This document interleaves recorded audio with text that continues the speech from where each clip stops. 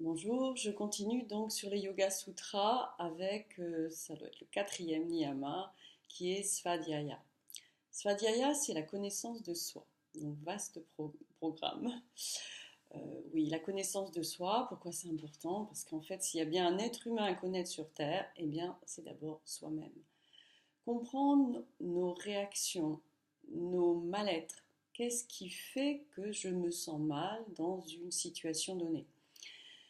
C'est vraiment une démarche d'introspection, de comprendre en fait tout, tous les, tout ce toutes nos réactions, que ce soit émotionnelles ou mentales, qu'est-ce qui fait que l'on réagit d'une manière ou d'une autre.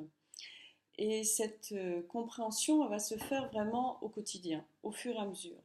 Notre outil premier pour nous comprendre, c'est notre conscience. Nous sommes des êtres dotés de conscience et ça, c'est merveilleux. L'animal n'a pas forcément cette même conscience de lui-même. Et cette conscience, eh bien, elle nous parle sans arrêt, elle s'exprime à nous sans arrêt. À condition de l'écouter, nous pouvons comprendre beaucoup de choses de nous-mêmes.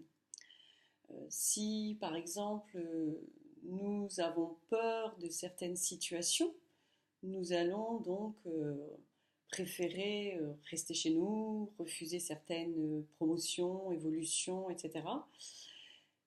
Si je comprends que c'est la peur de quelque chose qui me fait réagir comme ça, je peux travailler sur ma peur et donc évoluer. Et donc, si je travaille sur cette peur, petit à petit, je vais me sentir capable d'aller plus loin, d'aller accepter des situations que j'avais refusées jusqu'à présent. Par exemple, si je suis triste et que je refoule ma tristesse, que je ne la vis pas, je je vais être en tension à l'intérieur, je vais peut-être somatiser dans un organe ou dans un autre, alors que la tristesse est importante à exprimer, elle fait partie de nous et elle est en lien souvent, elle est en lien avec le deuil, le fait de ne pas avoir ce que l'on souhaite au fur et à mesure. Hein, le deuil, ce n'est pas seulement le fait de perdre quelqu'un de cher, c'est aussi le fait de choisir quelque part. Dès lors que nous choisissons quelque chose, nous faisons le deuil d'une des deux situations. Donc, quelque part, ces deuils, ils sont quotidiens, nous les assumons plus ou moins bien, certains, et donc d'entrer dans une certaine acceptation de ce qui se passe, en fait, une compréhension et une acceptation. En effet, si je choisis une voie professionnelle, je vais peut-être renoncer à une autre voie. Mais ça, donc, de travailler sur l'acceptation de ces renoncements, pour être bien, pour me sentir vraiment je, bien dans tout ce que je vais vivre.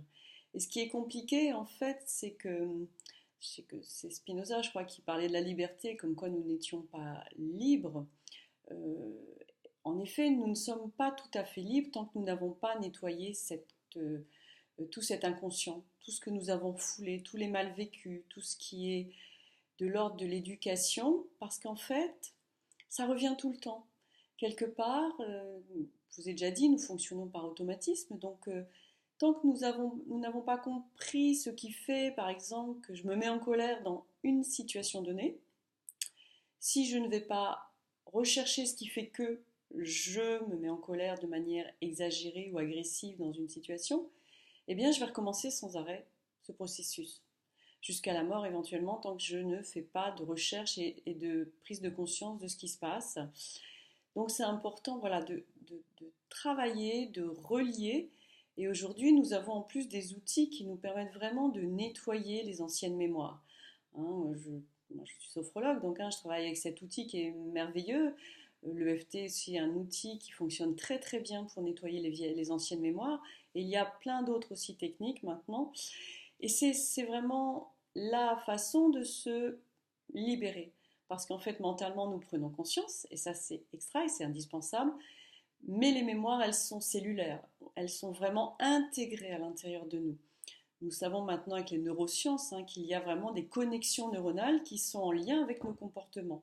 Ces connexions, il est important défaire, celles qui nous pèsent, celles qui sont compliquées pour nous, il est important de débrancher, voilà, de débrancher des liens, de couper, pour créer des nouvelles connexions qui soient plus satisfaisantes et plus adaptées à notre personnalité et à ce que nous souhaitons vivre et ce que nous sommes aussi vraiment nous-mêmes à l'intérieur.